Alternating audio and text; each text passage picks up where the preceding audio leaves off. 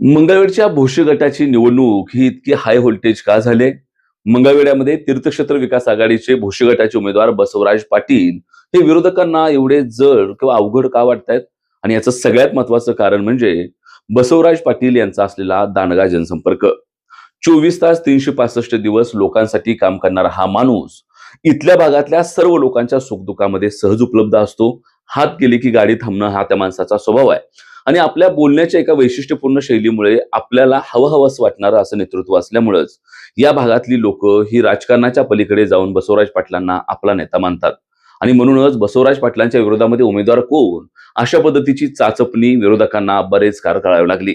आणि अखेर भोसे गटामध्ये बसवराज पाटलांच्या तुलनेचा नेता विरोधकांना मिळालाच नाही. त्यामुळं हुलजंती गटातून येत असलेले प्रदीप खांडेकर यांनाच विरोधकांनी बसवराज पाटलांच्या विरोधामध्ये भोसे गटामध्ये पाठवलं. आणि तिथूनच खऱ्या अर्थानं बसवराज पाटलांबद्दलचं असलेलं वातावरण हे आणखीन चढत्या क्रमानं वर गेले. ह्याचं सगळ्यात महत्वाचं कारण म्हणजे विरोधकांनी जातीय समीकरणाची बांधणी करून त्या भागामध्ये धनगर मतदारांची संख्या जास्त आहे म्हणून धनगर उमेदवार दिला अशा पद्धतीची चर्चा मैदानावर झाली. परंतु असं असलं आणि जातीय समीकरणाची बांधणी करून तुम्हाला धनगर उमेदवारच द्यायचा असला तर या भागामध्ये असलेल्या 14,000 धनगर बांधवांपैकी एकही धनगर बांधव पात्रतेचा नव्हता का, हा प्रश्न आता विरोधकांना आज तिथले धनगर बांधव विचारू लागलेत. त्यामुळे कुठेतरी जातीय समीकरणाच्या अंगानं जरी उमेदवार दिला असला तरी तो आता त्या समीकरणामुळेच अडचणीत आल्याची चर्चा सध्या मैदानावर आहे. दुसरी महत्वाची गोष्ट म्हणजे भूमिपुत्र या नावानं या भागामध्ये लोकप्रतिनिधींनी देखील मतं मागितली होती. त्यामुळे मंगळवेढचा स्वाभिमान, भूमिपुत्र हे शब्द मंगळवेढकरांच्या राजकारणामधले महत्वाचे शब्द आहेत. आणि आता पुन्हा एकदा मग कुठेतर भूमिपुत्र या नावाने आमदार किंवा लोकप्रतिनिधी तिथे मतं मागणार असतील तर भोश्याची स्वाभिमानी जनता देखील भूमिपुत्र या भूमिकेनंच त्या ठिकाणी मतदान करेल असा देखील स्वर आता त्या भागातून उमटू लागलाय. एका बाजूला धनगर, लिंगायत, मराठा अशा सर्व पद्धतीचे जातीय समीकरणाची दोन्ही कडून मांडणी जरी होत असली तरी तीर्थक्षेत्र विकास आघाडीचे उमेदवार असलेले बसवराज पाटील हे जातीच्या पलीकडचा नेता म्हणून ओळखले जातात. मुळातच तिथं त्यांचा धनगर समाज, मराठा समाज, लिंगायत समाज आणि इतर मागासवर्गीय समाज या सर्व समाजाशी अतिशय चांगला आणि जीवाभावाचा संपर्क आहे. दामाजी सहकारी साखर कारखान्याच्या माध्यमातून काम करत असताना संचालक म्हणून तिथं त्यांनी सर्व जातीपातींना न्याय द्यायची भूमिका केली आहे. मुळातच आपल्या एका मुलाखतीमध्ये बोलताना बसवराज पाटील यांनी सांगितलं की विरोधक मी जातीयवादी असल्याचा आरोप करतात खरा, पण मी जर जातीयवादी असतो तर मी माझ्या गावामध्ये माझा एक सहकारी लिंगायत बहुसंख्य असलेल्या मतदानातून धनगर समाजाचा सहकारी त्याचं तिथं मत नसताना निवडून आणला. जर मी जातीवादी असतो तर बहुसंख्य लिंगायत वार्डातून मी धनगर समाजाचा उमेदवार का निवडून आणला असता, हा प्रश्न खरं तर बसवराज पाटलांनी विरोधकांना विचारून बसवराज पाटलांवर होत असलेल्या जातीवादाच्या आरोपाची धुळजाण उडून टाकले. मुळातच बसवराज पाटील हे स्वर्गीय भारतनाना भालके यांचे निष्ठावंत शिलेदार आहेत. पाणीच्या संघर्षाच्या आंदोलनातून राजकारणाचा आणि समाजकारणाचा त्यांना अनुभव आहे.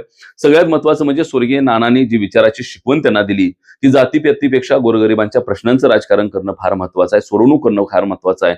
हाच विचार खरं तर त्यांनी तिथं अंमलात आणल्याचं चित्र बघायला मिळते आणि म्हणूनच त्यांच्याबद्दल सर्वच जाती धर्मातून इतकं प्रेम त्या ठिकाणी पुढे येते. मुळातच त्या ठिकाणी स्वर्गीय भारतनानांना त्या भागामध्ये मानणारा वर्ग मोठा आहे. मंगळवेढचा दक्षिण भाग हा अजून देखील नानांच्या नंतरच्या 2 निवडणुकांमध्ये हा भालकेंचाच बालेकिल्ला हे पुन्हा एकदा सिद्ध झालंय. पैसा आणि प्रतिष्ठा किंवा बाकीच्या कुठल्याही गोष्टी समोर आल्या तरी इथली जनता स्वाभिमानी ती भालकेंच्या कुटुंबाला सोडत नाही, हेच ह्याच्या अगोदर देखील तिथं दिसले. त्यामुळे कालच्या निवडणुकीमध्ये देखील शेवटच्या टप्प्यामध्ये भगीरथ भालकेंकडून अनेक चुका झाल्या असताना देखील तिथल्या जनतेनं त्या ठिकाणी ही संपूर्ण निवडणूक किंवा ही संपूर्ण यंत्रणा कुठल्याही आर्थिक लोभाच्या शिवाय भालकेंच्या पाठीमागे सक्षमपणानं उभा केली होती. भालकेंनाच त्या भागामध्ये लीड होतं. त्यामुळं कुठेतरी नानांच्या नंतर देखील तो संपूर्ण भाग हा स्वाभिमानानं भालकेंचाच बालेकिल्ला आहे हे त्या निवडणुकांमध्ये सिद्ध झाले आणि त्याचाच फायदा हा बसवराज पाटलांना होणार आहे. मुळातच मी कायम म्हणत आलोय, पंढरपूरच्या नगरपालिकेच्या निवडणुकीच्या वेळाही आपण सांगत होतो की भालकेंच्या विरोधामध्ये ओबीसी विरुद्ध मराठा किंवा कुठल्याही पद्धतीचा जात फॅक्टर हा लागूच होत नाही. याचं सगळ्यात महत्वाचं कारण भालकेंचं राजकारणच हे मुळात ओबीसी, दलित, मागासवर्गीय आणि पिछडा वर्ग यांच्यावर अवलंबून आहे. त्यामुळेच त्या दक्षिण भागामधला बहुसंख्य धनगर समाज देखील हा त्या ठिकाणी भालकेंना मानणारा आहे. त्यामुळे तिथं जातीय समीकरण कुठल्याही पद्धतीनं अंमलात येणार नाहीत हे चित्र सध्या तरी दिसतंय. या सगळ्यांसोबतच त्या ठिकाणी जर पुन्हा ह्या सगळ्या गोष्टींच्या संदर्भातली बांधणी केली तर त्या भागासाठी प्रदीप खांडेकर हे तशा अर्थानं नौके उमेदवार आहेत. बऱ्याच ग्राउंड रिपोर्टमध्ये लोक तुम्ही आमच्या जातीचे असला तर पाहुणे म्हणून आम्ही तुमचा पाहुणचार करू, पण तो 7 तारखेनंतर म्हणजे आता तो 9 तारखेनंतर. परंतु आता इथली निवडणूक ही आमच्या माणसावर होणार. हाक मारले की हजर राहणारा माणूसच आम्हाला इथं उमेदवार पाहिजे.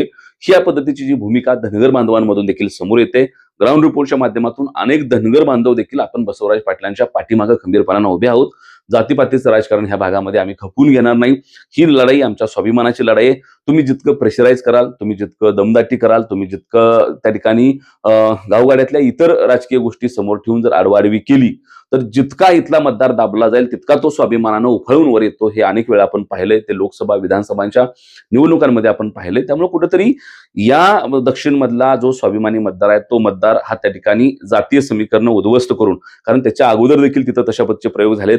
पाठीमागच्या जिल्हा परिषदेच्या निवडणुकीमध्ये देखील तिथं 2 मराठा उमेदवार आणि 1 धनगर उमेदवार अशा पद्धतीचा सत्ता संघर्ष लागला असताना तिथं धनगर समाजाची मतं बहुसंख्य असून देखील धनगर समाजाचा पराभव झाला होता आणि तिथं मराठा समाजाचा उमेदवार निवडून आला होता. यावरून त्या दक्षिण भागामध्ये म्हणजेच भोसे गटामध्ये कुठल्याही पद्धतीची जातीय समीकरणं चालत नाहीत. तिथले लोक हे विचार आहेत. तिथल्या लोकांना आपला कोण बाहेरचा कोण हा फरक कळतो. हे तिथले लोक बोलून दाखवत आहेत. त्यामुळं जातीय समीकरणच उद्ध्वस्त होत असल्यानं खरं तर सत्ताधाऱ्यांना त्या ठिकाणी तिथं बसवराज पाटलांच्या विरोधात आता डाव काय टाकायचा हा प्रश्न पडलाय. दुसरी महत्वाची गोष्ट म्हणजे त्या भागामधल्या समस्या देखील फार मोठ्या आहेत. मुळातच सत्ताधारी आमदार त्या भागामध्ये आहेत, परंतु रस्त्याच्या समस्या अजून देखील तिथल्या सुटल्या नाहीत. अनेक भागातले रस्ते हे प्रचंड खराब आहेत. त्या भागामधल्या पशुवैद्यकीय दवाखान्याची अवस्था खराब आहे. मराठी शाळा तर संपूर्ण सोलापूर जिल्हा काय महाराष्ट्रामध्ये जे नुकसान आहे तेच नुकसान तिथं दिसतंय. मराठा शाळांच्या बांधकामांपासून पटापासून ते तिथं शिक्षकांच्या उपलब्धतेपासूनच्या सगळ्या अडचणी त्या भागामध्ये आहेत. आरोग्य केंद्राच्या आणखीन देखील मोठ्या प्रमाणामध्ये सुख सुविधा त्या भागामध्ये नाहीत. दिवसा लाईट नावाची संकल्पना त्या भागामध्ये असणं अपेक्षित होतं, पण ते पुरेशी तिथं नाही.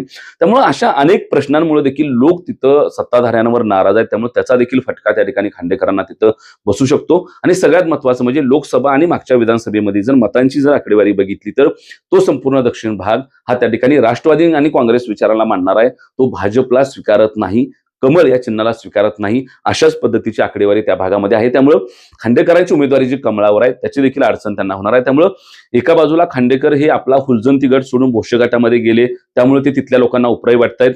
जातीय समीकरणाच्या अंधारे ही मांडणी झाली अशी चर्चा असताना त्या भागामध्ये जातीय समीकरण चालत नाही असं तिथले लोक सांगतायत.